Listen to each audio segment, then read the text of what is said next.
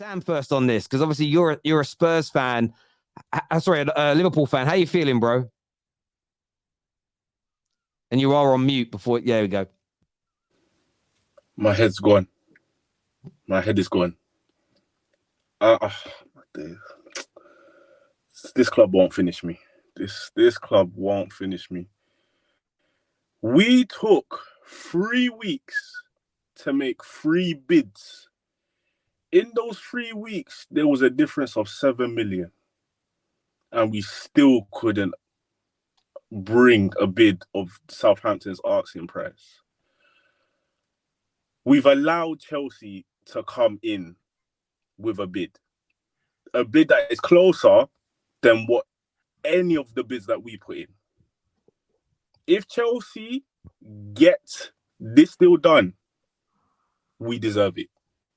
We deserve that. This is embarrassing. I mean, it tops it off from what Phil Neville said yesterday on, I think it was the overlap. I think that's what the show is called. It had to take a Man United ex-player to say everything that he said for things to sink in about this club and these owners. Oh my word, these owners. Oh my word. I've said this multiple times on this channel. I've been on these owners for time. Since 2018, I did not like what they were doing, but I said I'm going to give them a chance. From the 2019-20 season, I said I want these guys out because they've just lied. They only care about money. They do not care about the club. It's only just a profit to them. No investment. They have failed Klopp. Klopp has made his mistakes. I'm not gonna cape for Klopp. Klopp has made his mistakes. But my word, if you look at this summer transfer window in isolation, you cannot blame Klopp for anything. This is all on the owners. Whoever is around the transfer is on them. I'm tired, Terry. My head is gone, and you know what's interesting? I was talking about. We were talking about Liverpool earlier on tonight, off camera, and this is not a dig at what Klopp built, because his team that he built was amazing. They built a team through buying, not so much. Listen, I thought when they bought Van Dijk and they bought Alisson, with the amount of money they invested in those two individuals, were buying a star already made. But a lot of their signings, the Manes and Genies, none of these players when they first signed them were seen as like superstars, and they turned them into a great team.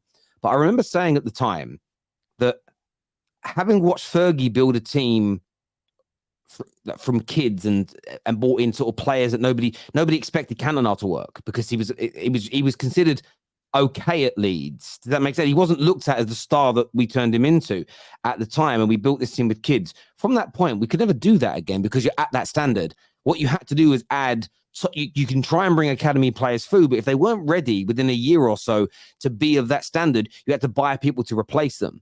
It's what City do as an example. You know, if Cole Palmer's not good enough, they don't persevere.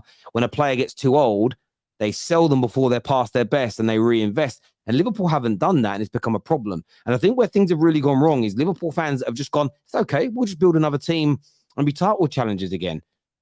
Like, history shows Liverpool fans it doesn't really work that way.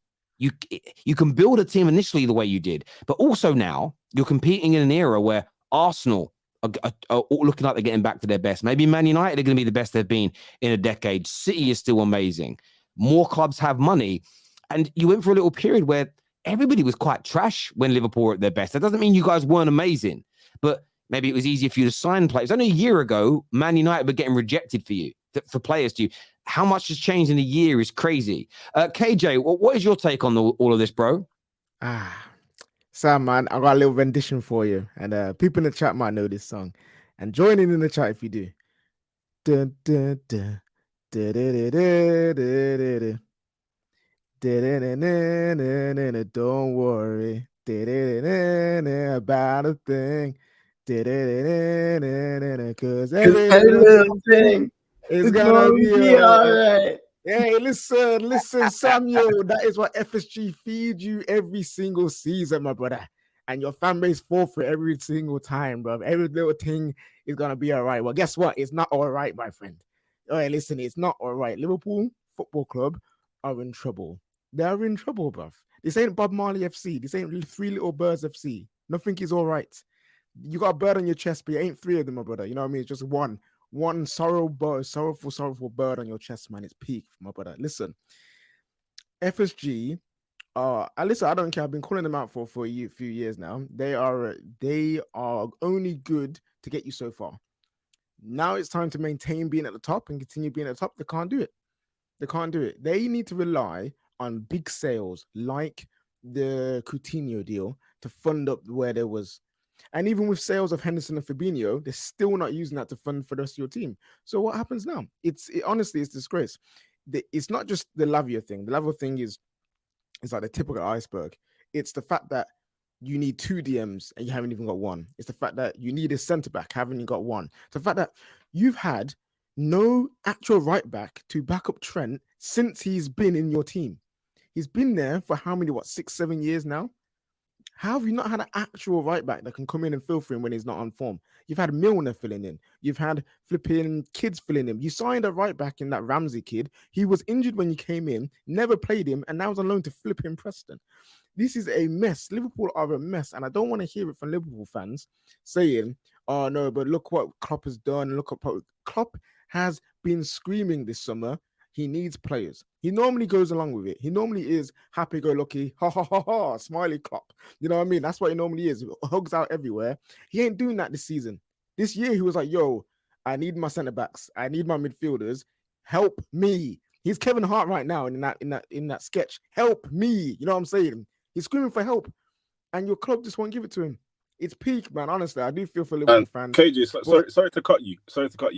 What you just said is the most important thing. Klopp has now stated that he wants centre backs. He wants midfielders. So there's no excuse anymore where people are saying, "Oh, Klopp was just going on with the what the owners want," saying, "Oh, we don't need more midfielders." He's actually been speaking out, and guess what? FSG have not delivered again and again and again. Oh, do you know what, Tom? You know what it is, yeah. There's no point of being FSG out. There isn't, because the same problem that Man United have with Glazers out is the same problem you got with FSG out. The fan base are not in the same accord. You guys are so busy fighting Hussam and Kurdish and them man there to even realize that you're just doing the FSG's bidding. You're focused on the wrong things. You're still going to games. You're still selling season tickets. You're still buying the merch, buying the kits. Where do you think they're gonna go if you keep doing that? Like they're gonna stay 110%. And look, I understand it's that, like, I've actually done a video to the Sam situation. I just haven't released it yet. I haven't had the slots in there's been so much stuff going on with Chelsea's allegations that came out. I had to do a video on that, but I just look at it this way, and I know people don't like hearing me and KJ say what we say. If you're not happy with your owners, do something about it. But it's the truth. It's the cold hard truth. The difference is most Man United fans know our owners are bad and say they're bad, but still fund them. There's a lot of Liverpool fans that won't even say it. There's a lot of Liverpool fans where it's almost, remember the Wicked Witch of the West, the Green Witch from Wizard of Oz? You throw water on her and she melts. I think some Liverpool fans think if they say something negative about the club, they're going to melt. Especially, and I mean this with respect, especially and you'll know this, Tom, especially the local born and bred Scousers. So why I call them communist Merseyside. It's like they're too scared to say what everybody else knows, what everybody else is thinking, what everybody else can see. And that is that FSG, they run the club well in terms of keeping you profitable and sort of maintaining a certain position in the league. You're not in crazy debt or anything along those lines. But what they don't have the appetite for is to build a brilliant team and then keep that team brilliant consistently. It's fallen away. And I still think signing just Lavia as your DM is a problem, because I think it's going to take 2 or 3 years for him to become an absolute star. No, I can't think of a 19-year-old DM who's been signed by one of the biggest clubs in the world, anywhere in Europe, who's been able to come in and dominate for 50-odd games a season, which is, by the way, your main six in every team barely gets rotated. They miss a few games. If you actually look at the main six in most clubs, they play, especially Premier League and Champions League, every single game, or Premier League and Europa League. Lavia is not ready for that at 19 years of age. So that in itself is a problem for Liverpool. It absolutely is. But the fact that you may go into the start of the season with no DM, with only, 20 days of this window remaining, is crazy. I want to come to Canadian Cam, but we need to hear from Tom Little because, mate, how are you feeling right now? I look at this situation and I look at the biggest shambles this football club has done in the transfer market since Jurgen Klopp arrived. They've spent 5 weeks, 5 whole weeks. You find out, as these sagas drag on, you get stories come out and you find out details that you never really thought you knew. A lovely little piece of information is our director of football doesn't work in Liverpool. He spends the majority of his time in Ibiza. He works on the phone in Ibiza. We basically just pay him to go party in Ibiza and do one transfer bid a week, which gets rejected straight up. What are we doing here? We knew Fabinho was going for 3 weeks because we had the dog saga. We had the fact that the club that he was going to was actually transfer banned, so they couldn't even buy him. It weren't like Fabinho, the bid came in, 2 days later he was gone. It was Fabinho's bid came in, 2 weeks later, he was still at the football club. And yet still, throughout all them 2 weeks, we sat on our arses, twiddling our thumbs, doing nothing. Get ourselves into the situation when we actually need to get the DM. Spend 3, 4, 5 weeks on him. Get nowhere. Chelsea come in. Don't mess around. Step in there with 48 million. You know what? I wouldn't be shocked if this one got accepted. And I wouldn't be shocked if Southampton, if we came in with the same bid, just told us to do one. Because we've taken the piss out of them. They've said from the start, 50, we want close to 50, 50, and we go 38, because that's going to do something, 41, because that's going to do something, 45, because that's going to do something. You're playing with fire and you're going to get burnt. Ultimately, this football club hasn't been run well since 2019. We are the only football club to actually win the Champions League and then have their marquee signing be fucking Adrian.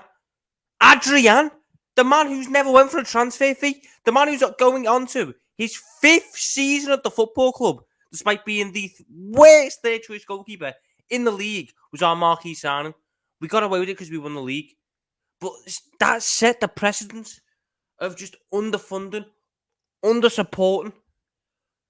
These owners bought a mid-table club that had aspirations and that had expectations of top 4.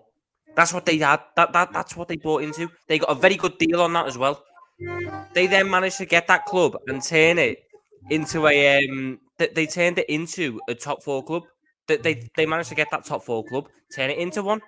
And then what ultimately happened was that top 4 club, they never increased the funding, but they managed to get it to it managed to, by some miracle, end up being it managed to, by some miracle, end up being a league challenging one.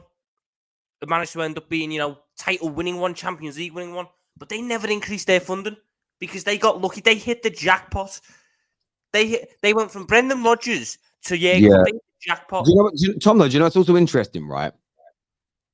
It's also about who your club. Sometimes it is about your owners. And I've always said that about Man United, but it's about who you employ. Because we're behaving better in the market. Look at the money we're getting for some of our sales this summer. Look at the fact that we've got, whether people like our signings or not, let's wait and see how they turn out. But every signing Man United have made thus far, we have got between 20 and 27 million pounds cheaper than the clubs were demanding. But that's because we have new people doing our negotiations. If you guys still had Michael Edwards, this still would have been done. Don't get me started on the way the club is being run internally at the minute. It's a shambles. And this is why I always say to people, it's about the owners, because the owners are accountable for who they employ. When FSG got the right people in to run your club, they were yielding brilliant results. You were selling Jordan Ibe for 20 million and getting people like Mo Salah for £7 million more. That is impeccably running a football club. They have now employed whoever's doing the deals is a donkey, because you guys have gone from getting stars for cheap amounts of money to not being able to negotiate your way. You guys couldn't break your way out of a wet paper bag right now. Honestly, it's crazy. It's crazy. The two deals I've done this summer have both been release clauses. That's not even the thing. The first one wasn't even done by the new fella. The first one was done by the old fella. We kept the old fella around for a bit so we could do the first deal. So the second deal, Sob Sly, which involved failed negotiations at the start, where we ultimately bent to the will and paid the release clause, that was him. At the end of the day, this football club in the past 3 years has just made a catalogue of errors internally. We went from, at one point, being arguably the most well-run club, or at least the most well-run top club in the Premier League, if not the world, to being a shambles that has brought a FC Köln director of football out of retirement to fund this 3 week, not 3 week, we're paying him for 3 months, 3-month party sesh in Ibiza, while he just fails to negotiate any transfer at all. Oh my god. It's not even like we're working on multiple deals either. It's just Lavia. How have you spent 5 weeks and 3 bids and not got anywhere? And then Joe Shields, I don't even know who he is. He rocks up and just does the business. He just does the business. 5 weeks. 5. And we've managed to get nowhere. We are now behind on the centre-back search. We are desperately short in midfield. And this is what we're doing. We're sitting there having parties in Ibiza. Whoop-de-doo. Can't wait for you know what's mad, Tom? Do you know what's mad? I don't know what's worse, your transfer window or your tash. It's a mad one. Like, honestly. I still want to go to Canadian.